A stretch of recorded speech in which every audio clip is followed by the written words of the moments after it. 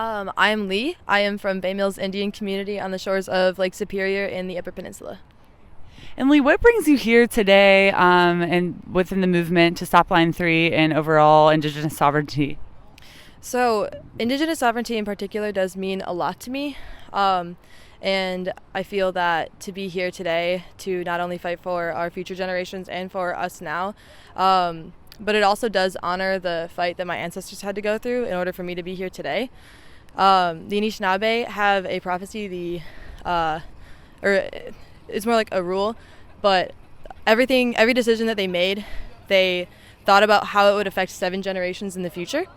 And that's really lost on a lot of people today. And as you can see, like with the climate crisis, we're making a lot of really short-term decisions that are not creating a very good future for us. And so 7 generations in the future might not exist. And when I was saying prophecy, it's like right now we're on the 7th fire of the 7 fire prophecies, which is basically now is the time when we decide if we are going to walk a fiery path or a green path. And all of that is sort of why I'm here today. The intersectionality of the movement that is led by Indigenous folks includes Black, Brown, LGBTQ plus, trans, people from different classes and lived experiences.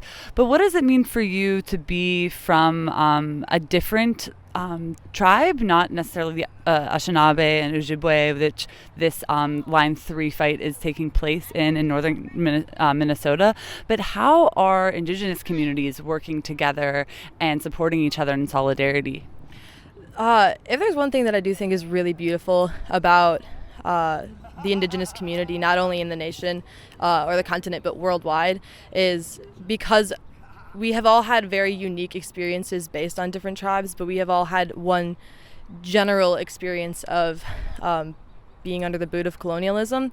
And so in the modern day, I have just seen a lot of solidarity between tribes, and every single conflict there is, I've seen so many people from so many different tribes coming together, and even people who aren't Indigenous, who are awakening to what it has been like to be Indigenous, coming together. And it means a lot to me. So I'm Anishinaabe, I am Ojibwe, but I'm from Michigan and not Minnesota. Oh, you're totally fine.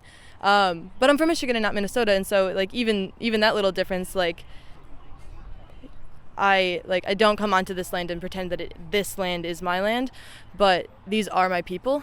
But there's so many people that I have met and that I have the pleasure to get to know that are from different tribes, and they're from so far.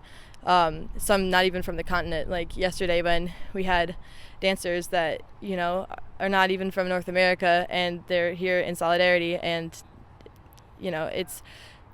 there's people that are going to British Columbia to support the Wet'suwet'en people, and like just every time there is a call to help Indigenous people, other Indigenous people are ready to be there, and I just think that's one of the most beautiful things in the world.